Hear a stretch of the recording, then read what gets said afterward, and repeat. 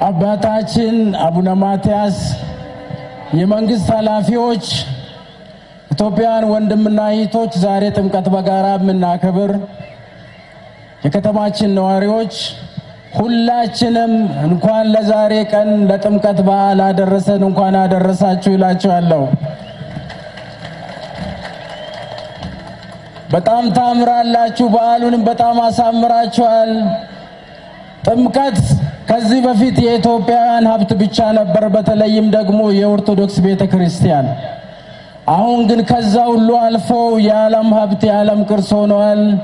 በመዝገቡም እኛ ደስተኞች ነን ኢትዮጵያን ሁሉ ደስተኞች ነን እንኳን ደስ አላችሁ ይላችኋለሁ።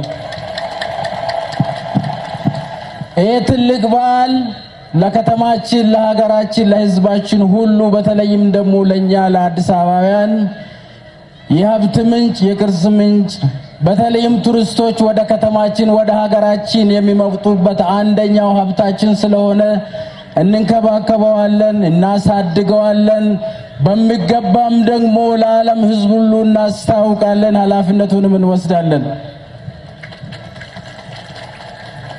ወንድም ኢትዮጵያውያን ዛሬ ስናከብር ሁላችንም የጥምቀትን ትልቁም ትርጉም ሊገባን ይገባል።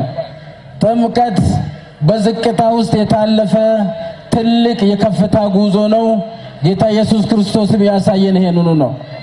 ስለዚህ እኛ ሁላችንም ወንድሞቻችንን ሀገራችን ህዝባችን ዝቅ ብለን ከማገልገል ሀገራችንና ህዝባችን ደግሞ ወደ ከፍታ ከመውሰድ ሌላ አማራጭና ተልእኮ የለምንና ለዚህ ሁሉ እግዚአብሔር እንዲረዳን እንጸልያለን።